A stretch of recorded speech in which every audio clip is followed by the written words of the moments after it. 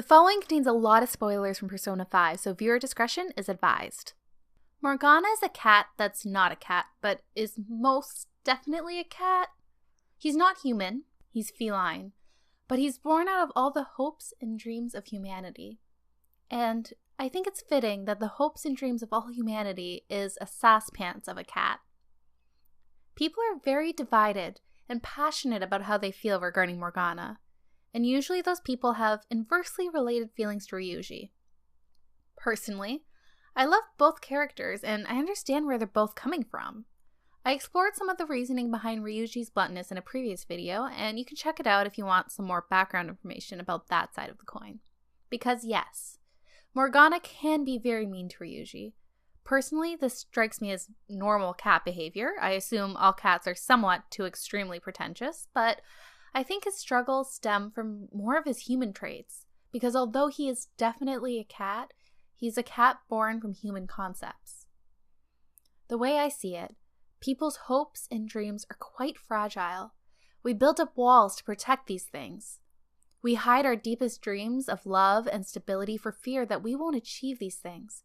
When we do open up about them, it is usually with someone we trust implicitly, and when that person breaks your trust, well, you can lose sight of them, or you may find someone else who can provide you that support. Furthermore, Morgana does not have a clear sense of self. I'd like to cite Erik Erikson's concept of identity versus role confusion. Erik, son of Erik, hypothesized that this stage occurs between the ages of 12 to 18. It is when people start questioning who they are. They are supposed to try on different hats, so to speak, and by doing so, they become secure in who they are.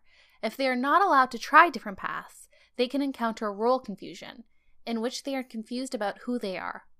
Erikson hypothesized that this can persist throughout the remainder of one's life, drifting from job to job, relationship to relationship with no sense of self or purpose. The validity of Erikson's work is something else entirely, but let's just take it for what it is.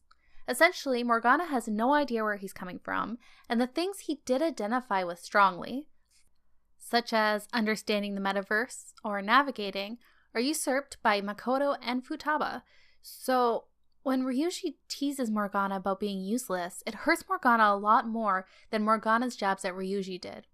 Ryuji has a strong sense of self, whereas Morgana doesn't. So Ryuji isn't being malicious, and Morgana isn't dishing what he can't take, because Morgana has more tact than Ryuji, and he understands what Ryuji can handle. As an aside, Morgana wants to be human because he's in love with Lady Ann. I personally think that it's Lady Ann's feline side that he's in love with, and not her human side. After all, they're both cats born from cognition. I'll be honest, Morgana annoyed me my first playthrough as well.